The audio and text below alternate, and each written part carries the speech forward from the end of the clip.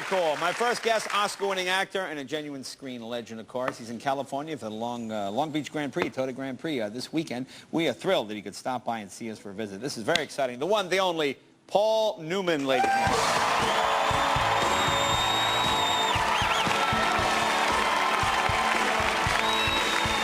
His blue eyes made him famous. His movies made him a legend. But at home, Paul Newman was a totally different man. Now his daughter is telling the truth about what really happened behind closed doors. The drinking that almost destroyed their family, the guilt he carried after his son's overdose, and the shocking confession he made on his deathbed. This story will change everything you thought you knew. Paul Newman was born on January 26, 1925, in Cleveland Heights, Ohio. His family background was a mix of cultures and traditions. His father, Arthur Newman, was Jewish, the son of Hungarian and Polish immigrants. His mother, Teresa, was of Slovak descent. His parents owned a successful sporting goods store in Shaker Heights, an affluent suburb of Cleveland. The family was financially secure, and Paul had a comfortable upbringing. But despite this, he faced discrimination. Shaker Heights was mostly Christian, and anti-Semitism was common at the time. In high school, Paul was an athlete and a good student, but he was denied membership in a fraternity because of his father's Jewish background. It was a moment that stayed with him and likely influenced his later views on equality and justice. At the same time, his childhood was filled with creativity. At just 7 years old, he performed in a school play, Robin Hood. That small role sparked something in him. He later joined the Cleveland Playhouse's children's theater program, where he acted in plays like St. George and the Dragon. He didn't see acting as a career yet, but it was something he enjoyed. In 1943, after graduating from Shaker Heights High School, he enrolled at Kenyon College with plans to study economics, but his studies were interrupted by World War II. That same year, just before turning 18, he enlisted in the U.S. Navy, hoping to become a pilot. During training, doctors discovered he was colorblind. That meant he couldn't fly, so he was reassigned as a radio man and rear gunner for torpedo bombers. In 1945, he was stationed in Hawaii, preparing for combat missions. His unit was assigned to the USS Bunker Hill, an aircraft carrier involved in the Battle of Okinawa. But just before deployment, his pilot developed an ear infection. That small medical issue kept their crew grounded. Days later, the Bunker Hill was attacked by kamikaze pilots. Hundreds of sailors died, including many from Paul's unit. If not for that ear infection, he likely would have been among them. He completed his service and received medals, including the American Area Campaign Medal and the World War II Victory Medal. But more importantly, he left the Navy with a new perspective. That near-death experience made him see life differently. He had been given a second chance, and he wasn't going to waste it. After the war, he returned to Kenyon College. His interest in economics faded. Kenyon juntou-se ao clube de teatro e representou em peças como A Primeira Página, A Tia de Charlie e A Megera Domada. O seu papel em A Tia de Charlie destacou-se. Interpretou um homem vestido de mulher, trazendo risos muito necessários ao campus após um incêndio devastador. Escreveu e dirigiu também um musical estudantil satírico que troçava da vida no campus, demonstrando um sentido de humor apurado e um instinto natural para contar histórias. Apesar das dificuldades na escola, o teatro deu-lhe um propósito. Olhando para trás, a sua expulsão da Universidade de Ohio não foi o fim da linha. Impulsionou-o em direção a algo melhor. Após se ter licenciado em 1949, a vida de Newman tomou outro rumo. Em 1950, o seu pai faleceu, deixando-o responsável pelo negócio da família, a Newman Stern Sporting Goods Store, em Cleveland. A loja existia desde 1915 e era uma das maiores da cidade. Mas Newman não tinha qualquer paixão por ela. Passou 18 meses a geri-la, sentindo-se preso a uma vida que não queria. Mais tarde, admitiu que estava a fugir daquele mundo em vez de o aceitar. Em 1951, tomou uma decisão ousada. Deixou Cleveland e matriculou-se na escola de teatro de Yale. A princípio, planeava estudar realização, pois ainda não acreditava ter o necessário para ser ator. Mas, depois de um ano em Yale, deu outro salto e mudou-se para Nova York para treinar com Lee Strasberg no famoso Actors Studio. Aí, aprendeu técnicas de representação que moldariam as suas performances para o resto da sua carreira. A sua primeira grande oportunidade surgiu em 1953, quando conseguiu um papel em Picnic, uma peça da Broadway escrita por William Inge. Ele queria o papel principal de Hal Carter, mas o realizador Joshua Logan achou que ele não era a pessoa certa para o papel. Em vez disso, Newman foi escolhido para interpretar Alan Seymour, uma personagem secundária. Não era o papel que a esperava, mas Picnic foi um grande sucesso, com 4 temporadas em cartaz com uma intensidade discreta, demonstrando dor por detrás da sua aparência fria. O público conectou-se com a sua atuação e a crítica elogiou a sua capacidade de dar profundidade ao papel. Recebeu a sua primeira nomeação para o Oscar de melhor ator, provando mais uma vez que era mais do que apenas um rosto bonito. O filme foi um enorme sucesso, recebendo 6 nomeações para os Oscars.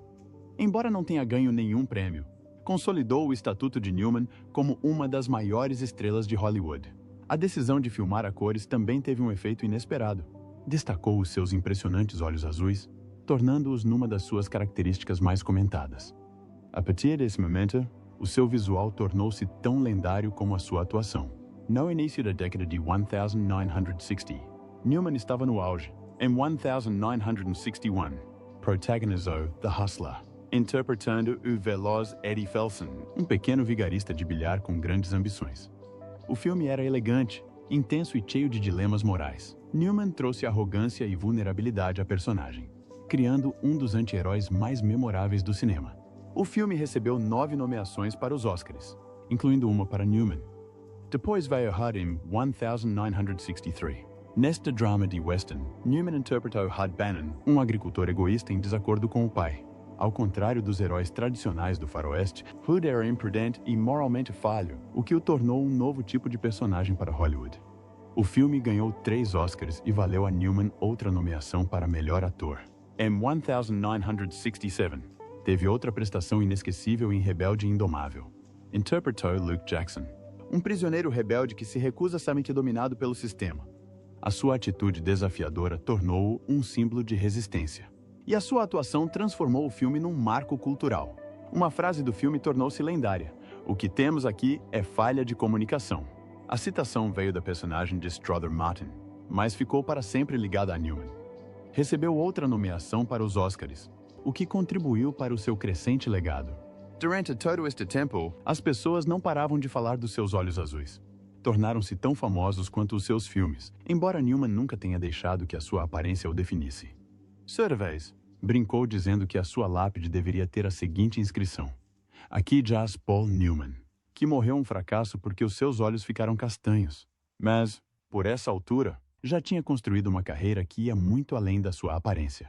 Paul Newman conheceu Joanne Woodward em 1953, quando ambos foram substitutos na peça Picnic da Broadway. Na altura, era casado com Jackie Witt e tinha 3 filhos. Woodward namorava com figuras famosas como Gore Vidal e Marlon Brando. A ligação entre eles foi imediata. Mas, a princípio, manteve-se platônica. Mais tarde, Newman admitiu que se sentiu atraído por ela imediatamente. Ela era moderna e independente, enquanto ele era mais conservador. Este contraste tornava-a ainda mais fascinante para ele. O seu relacionamento deu uma reviravolta em 1957, quando se reencontraram para contracenar juntos em The Long Hot Summer. Por essa altura, o casamento de Newman estava a desmoronar-se. O seu vínculo com Woodward fortaleceu-se e, em breve, já não conseguiam ignorar o que estava a acontecer entre eles. Em 1958, após finalizar o seu divórcio, Newman casou com Woodward numa cerimônia em Las Vegas.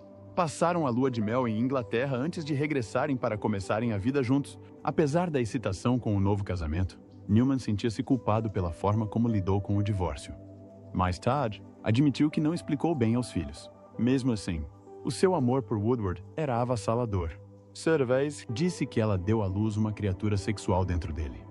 Esta intensidade moldou o seu casamento durante os 50 anos seguintes. Estar juntos durante 5 décadas não foi coisa pouca, especialmente em Hollywood. O seu amor era profundo, mas o casamento não foi isento de conflitos. Newman fez um comentário sobre o seu compromisso com Woodward que se tornou famoso. Ele disse: "O objetivo era expressar a sua lealdade, mas também insinuava as tentações e os desafios que enfrentavam. Um desses desafios era a sua batalha contra o alcoolismo. Another was the tragic loss of his son, Scott, in 1978. Scott died of a drug overdose. and the grief took a toll on the family. Their daughter, Melissa, later said her parents fought hard to stay together, even during the most difficult times. To escape Hollywood's pressures, Newman and Woodward moved to Connecticut. They wanted a quieter life for their 3 daughters. Newman often praised Woodward, calling her the reason he stayed grounded. While they had their own careers, they always supported each other. That balance became one of the strongest parts of their relationship. Their professional lives often overlapped. They worked together on 16 films, starting with The Long, Hot Summer in 1958, Dangers of Media, and The Power of False Information. Newman played Gallagher as a man struggling to clear his name, bringing a quiet intensity to the role. His performance earned him an Academy Award nomination for Best Actor. Then came the verdict in 1982. Newman played Frank Galvin, a washed-up lawyer desperate for redemption. Galvin takes on a medical malpractice case, and for the first time in years, he has a chance to prove himself. Newman made every moment of his struggle feel real. He showed Galvin's despair, his determination, and his slow return to self-respect. The film earned 5 Academy Award nominations, including another for Newman. He didn't win, but his performance remains one of the most powerful in his career. For years, Newman had been nominated for Oscars, but had never won. He had been nominated 7 times without a victory. In 1986, the Academy gave him an honorary Oscar for his lifetime achievements, almost as if they assumed he'd never win. But the very next year, he finally did. In The Color of Money, 1986. He reprised his role as Fast Eddie Felson from The Hustler, 1961. 25 years had passed since he first played the character, and Newman made sure Eddie had changed. He was older now, wiser, but still hungry for one last shot at greatness. He took a young pool player, played by Tom Cruise, under his wing. But this wasn't just a story about mentorship. It was about pride, ambition, and what it means to grow old in a world that never stops moving. Newman won the Academy Award for Best Actor in 1987. It was a long overdue victory, not just for this role, but for everything he had given to cinema. Even as he got older, Newman never lost his touch. In Nobody's Fool, 1994, he played Sully Sullivan, a cranky but lovable handyman in a small town. Sully was a man full of regrets, but Newman gave him humor and warmth, making him one of the most relatable characters of his career. He was 69 years old, but he was still delivering some of his best work. The performance earned him yet another Academy Award nomination. O seu último papel em live action foi em Estrada para a Perdição, de 2002. Desta vez, interpretou John Rooney, chefe da máfia irlandesa dividido entre a lealdade e a família. A sua relação com o filho adotivo, interpretado por Tom Hanks, foi o cerne do filme. Rooney não era vilão tradicional. Era homem dividido entre o amor e o dever. Newman interpretou-o com uma autoridade silenciosa, fazendo com que cada palavra parecesse carregada de significado. Tinha 77 anos quando recebeu a sua última nomeação para o Oscar de melhor ator coadjuvante. Foi uma despedida digna de uma carreira que durou mais de 5 décadas. Paul Newman foi uma das maiores estrelas de Hollywood, mas a sua vida estava longe de ser perfeita. Por detrás do seu sucesso, lutou contra a insegurança. Lutou como pai e travou uma guerra constante contra o álcool. O seu livro de memórias, A Vida Extraordinária de um Homem Comum, revelou um lado seu que poucas pessoas conheciam. Mesmo aqueles que lhe eram mais próximos ficaram chocados com o que ele guardou durante tantos anos. Apesar de ser uma lenda, Newman nunca acreditou que fosse realmente talentoso. Sentia-se um impostor, convencido de que a sua aparência lhe dera oportunidades que não merecia. Descrevia-se como ansioso e cheio de dúvidas, sempre com medo que as pessoas percebessem que não era tão bom como pensavam. Mesmo depois de ter protagonizado The Hustler, em 1961, e Butch Cassidy and the Sundance Kid, 1969, ainda não conseguia afastar a sensação de não pertencer àquele lugar. A sua infância tinha plantado essas inseguranças profundamente dentro dele. A mãe tratava-o mais como um troféu do que como um filho. E o pai, alcoólico, deixou-o com feridas que nunca cicatrizaram completamente. A sua segunda mulher, Joanne Woodward, ajudou-o a encontrar confiança. Ela viu algo nele que ele não conseguia ver em si próprio. Ela encorajou-o a aceitar a sua reputação de símbolo sexual, mas nem isso foi suficiente para silenciar as suas dúvidas. Perguntava-se constantemente se as pessoas o admiravam pelo seu talento ou apenas pelo seu rosto. Nas suas memórias, deixou claro que queria destruir a imagem perfeita que as pessoas tinham construído à sua volta. Queria que o mundo soubesse quem ele realmente era. As suas lutas não eram apenas pessoais. Como pai, sentia-se um fracasso. Tinha 6 filhos, mas admitia que era frequentemente impaciente, incoerente e ausente. O peso deste fracasso atingiu-o com mais força em 1978, quando o seu filho Scott morreu de overdose de drogas. Com apenas 28 anos, Newman carregava consigo uma profunda culpa pelas dificuldades de Scott. Perguntava-se se o seu próprio sucesso tinha dificultado a vida do filho. Se Scott se tivesse sentido pressionado para atingir os 700 cavalos, a corrida foi brutal. A chuva torrencial transformou a pista num campo de batalha escorregadio. Muitas equipas tiveram dificuldade em acompanhar, mas a equipa de Newman seguiu em frente. Completaram 299 voltas, terminando em segundo lugar na classificação geral e em primeiro lugar na categoria. Foi uma conquista notável, especialmente para alguém que começou a correr tão tarde. O seu desempenho chamou a atenção no mundo do automobilismo. He had officially proven himself on the biggest stage. Newman wasn't just a great driver, he also had an eye for building a winning team. In 1983, he partnered with Carl Haas to create Newman Haas Racing. It quickly became one of the most dominant teams in IndyCar history. Their first season was a breakthrough. Mario Andretti won the 1984 kart championship, proving that the team was a serious contender. In 1993, they made history again by signing reigning Formula One champion Nigel Mansell. Mansell went on to win the IndyCar championship that same year, something no other driver had ever done in his rookie season. Over nearly 3 decades, Newman Haas Racing won 108 races and claimed 8 championships. Even as his racing career took off, Newman never left acting behind. In 2006, he took on his final major film role, voicing Doc Hudson in Pixar's Cars. The character, a retired race car with a legendary past, was a perfect fit. The 1951 Hudson Hornet that inspired Doc was known for its dominance in early NASCAR, and the role reflected Newman's own history in racing. He loved working on the project, not just because of the racing connection, but because of Pixar's storytelling. The film became one of the biggest hits of the year, earning $462 million worldwide. Newman retired from acting in 2007, but his voice returned in Cars 3, 2017, through archival recordings. By that time, his health was fading. He spoke openly about aging, admitting, you start to lose your memory, you start to lose your confidence, you start to lose your invention. But he never lost his passion. Paul Newman was more than a Hollywood star. He was a man who carried both triumph and loss, turning his struggles into something greater. He passed away on September 26, 2008, at the age of 83. Lung cancer took his life, but in his final moments, he was at home in Westport, Connecticut, with his wife, Joanne Woodward, holding him as he took his last breath. His name is forever linked to classic films like Cool Hand Luke and The Hustler, but his true legacy reached beyond the screen. Unlike many actors, he never chased fame. He valued family and purpose over the spotlight. His marriage to Joanne Woodward lasted 50 years, a rare love story in Hollywood. Together, they raised 3 daughters, Mel, Melissa, and Claire. Newman also had 3 children from his first marriage to Jacqueline Witt. His life was not without pain. In 1978, his son, Scott, died of a drug overdose. The loss shattered him.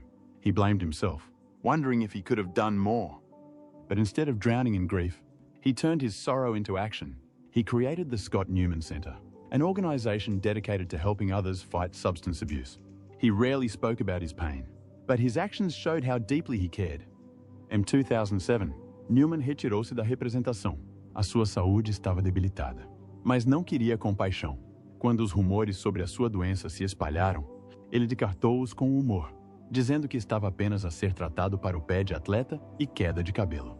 Mesmo com o corpo enfraquecido, o seu espírito manteve-se forte. As suas filhas partilharam pedaços de quem ele realmente era. Melissa, uma das suas filhas, escreveu nas suas memórias sobre como ele lutava contra a autoestima. A sua infância moldou-o de maneiras sobre as quais raramente falava. O seu pai era distante e exigente. A sua mãe sufocava-o com carinho a ponto de o deixar desconfortável.